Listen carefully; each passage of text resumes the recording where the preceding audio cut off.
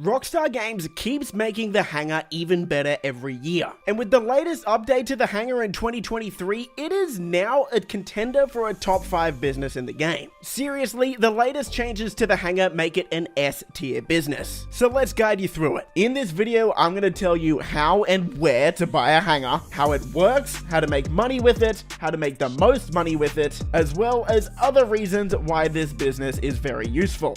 I'm going to break this business down and make it as easy as possible to understand so that you can make an informed decision on whether you want to buy this business, and if you choose to buy it, how to make the most money possible. So if you enjoy this video, a thumbs up would be awesome. Subscribe for more stuff like this. Let's go. First things first, location. How do we buy one of these and where should we do it? To buy a Hangar, open up your internet, whether that's on a laptop in an office or on your phone. Go down to Internet, Money and Services, and click on Maze Bank Foreclosures. Go up to the top right here, filter it by hangars so you can only see all the hangars available, and you've got a handful of hangars to choose from. You've got 2 down here in LSIA, the main airport in Los Santos. These 2 are the cheapest 2 hangars in the game. Now, on the surface, this might seem like a good location because, you know, it's close to the city, but these are actually the hangars that you should avoid.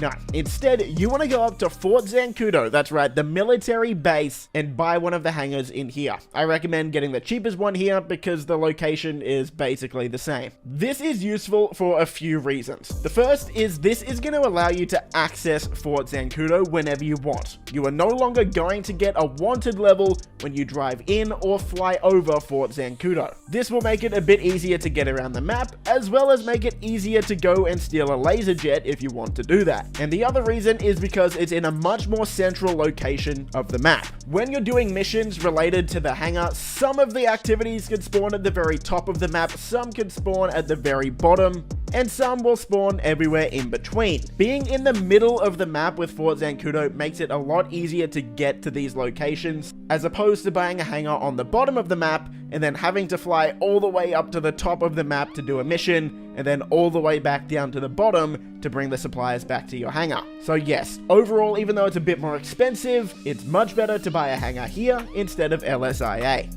Before we get into the business of the Hangar itself, the Smugglers Run missions, it's important to know that the Hangar is a very important business to buy. The main reason for this is because, yes, it literally does act like a Hangar. This is the only place in GTA Online where you can store aircraft. So if you plan on going and buying different helicopters, let's say the Akula, the Savage, or if you plan on buying different planes, the only place you can store them is here. If you don't have a Hangar, you can't buy these vehicles. So for that reason alone, for a lot of players, the Hangar is going to be a must-buy property. When you actually choose to buy your Hangar, there's a few things you'll want to know. Most of these upgrades are all cosmetic, but there's 2 that you might want to invest in. The first one is a sleeping quarters. This means you can change your spawn location to the Hangar and spawn here whenever you like. That's pretty useful. The other one you might want is the workshop. This is the only way that you'll be able to customize your aircraft. Whether it's add a new paint job, increase the speed, or add new weapons to them, you are going to need this workshop to do it, and it's just over $1 million.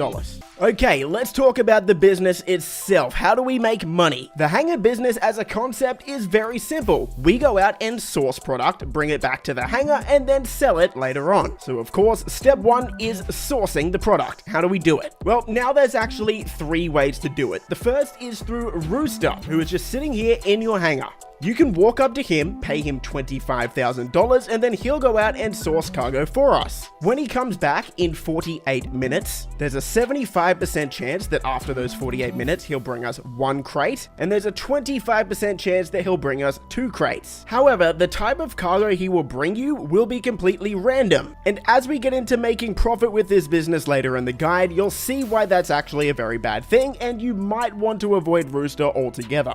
Let's talk about the other 2 ways to source cargo. Both of these are through source missions on the computer in your Hangar's office. So let's go in here, pick a supply to source, and as you can see here, we can either start an air source mission or a land source mission. Here's the thing, in the middle of 2023, Rockstar added these land missions in. They didn't exist before this. And Rockstar, realizing how much people hated the Hangar, made the land missions so easy and quick. So my advice to you is never even do an air source mission. These things take up to 2, maybe even 3 times as long, and they're still just gonna get you 1 crate if you're doing it solo. For a lot of players, those missions will take between 5 and 15 minutes depending on the mission you get. The new land source missions, on the other hand, for any player with a decently fast vehicle to get across the map, these missions can take as quick as 3 minutes, and in most cases won't take any longer than 6 or 7. It's also important to note that if you do this with friends, you are also going to get extra crates. So if you're doing these missions solo, you'll only get 1 crate, but if you're doing it with 3 friends, for example, you'll get 4 crates because there's 4 people. 2 people is 2 crates, 3 people is 3 crates, of course. So let me give you some tips for these land source missions as well to make them a lot faster. There's only a few types of actual missions to get. One of them, you're just gonna have to go and pick up a crate off the ground, pretty simple. The next one, you'll have to go to a lockup and shoot a generator, run in, steal the crate, and then fly off. Easy again. But there's 2 other ones where it gets a bit interesting. The first one is where you have to steal a trailer full of the supplies, but that's not actually true. It will always be this brown trailer here, and instead of stealing a truck cab and driving it back to your hangar, you can actually just blow it up and the crate will drop out. You can then just drive into it and fly back to your hangar, saving a lot of time. The worst mission though, which will only still take you about 6 or 7 minutes if you're an effective player, is the mission where you have to go down in the submarine, pick up the crate and deliver it back to shore.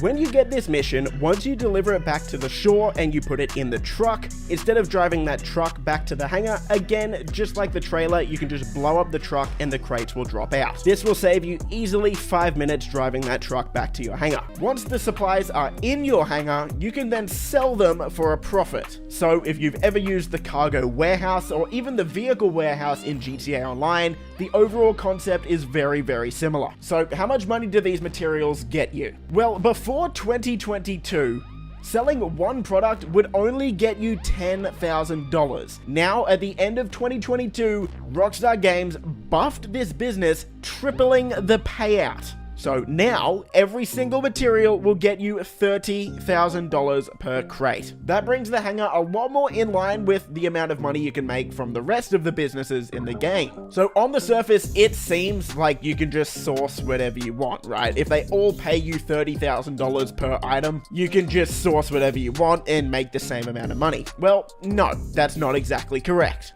Gathering certain products in bunches will actually give you bonus money. If that seems confusing, let me explain and I'll try and make this as clear as possible. The first 2 we will use as an example is counterfeit goods and tobacco. Each of these crates, of course, will be worth $30,000 per crate. However, if you get 5 of either of these, that will give you a 5% payout increase. You can see what this looks like on your screen now. It says it's going to give me a 5% bonus if I sell that stock together.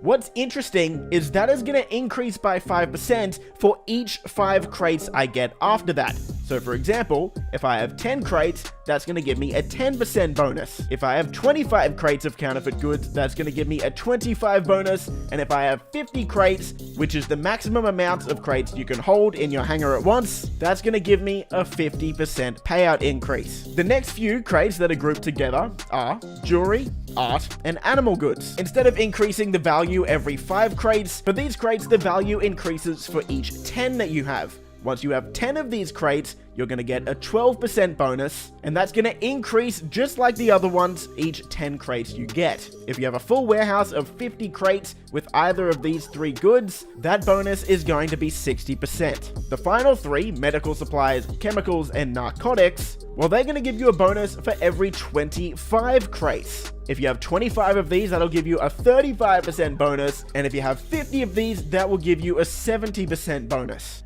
Okay, if that's still a bit too confusing, I'm gonna put this chart on the screen now that should make it a lot easier to understand. Big shout out to the original creator of this on the GTA subreddit, and hopefully that makes things a bit more clear. So, how much money is this actually going to make you? Let's have a look. This is the amount of money that is going to make you, taking those bonuses into consideration if you choose to sell these products as a group. And when you look at the difference before and after this latest buff to this business, that is a massive difference. Where it would only get you $850,000 before, now selling 50 crates of narcotics, for example, will make you $2.55 million.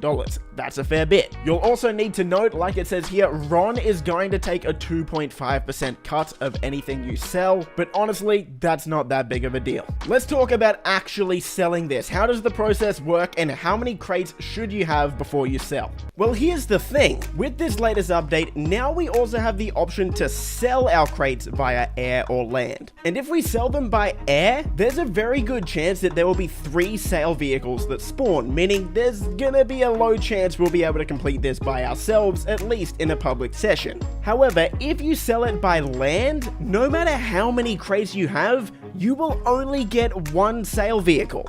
That means you could potentially be selling over $2.5 million of product and still only have 1 vehicle. It makes it so much easier than it was before. Alright, before we get into the profit per hour, one final thing I want to mention is the cooldown that's going to appear once you source crates. This table here will help make it a lot easier to understand. After you source a specific crate, let's just take counterfeit goods for example, once you deliver this back to your hangar, there's going to be a 1-minute cooldown until you can source that crate again, or if you're playing solo, it's going to be a 2-minute cooldown. You can look at this graphic on screen now to determine all the cooldowns for whatever you choose to supply, so if you see a cooldown and not sure why it's that long, this is the reason. I'll also link this entire graphic in the description below, so you can come back to it whenever you want and see how to make the most money. Okay, let's talk about profits. If you're doing all air source and air sell missions, of course each player is going to complete these at different speeds, but taking into account that it will probably take about 10 minutes for each source mission,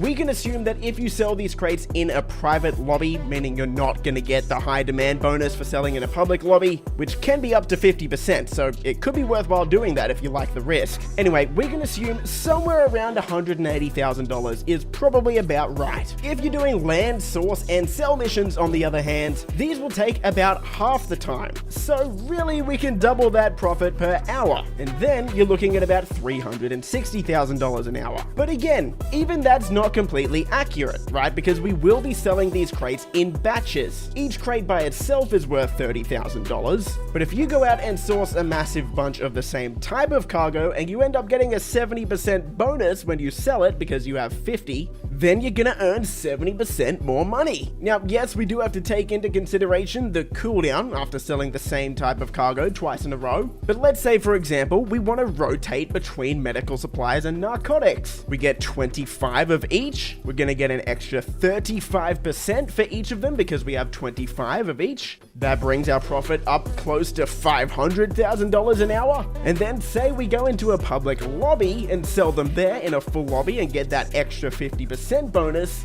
then we're looking at somewhere between $700,000 to $750,000 an hour. And that's not unrealistic at all. These missions are very, very easy. See what I mean? It's kind of a difficult business to calculate, but let's just use that as the maximum possible estimate for any solo player. So yeah, this business is now absolutely cracked. Do with that info what you will, and I will see you in the next video.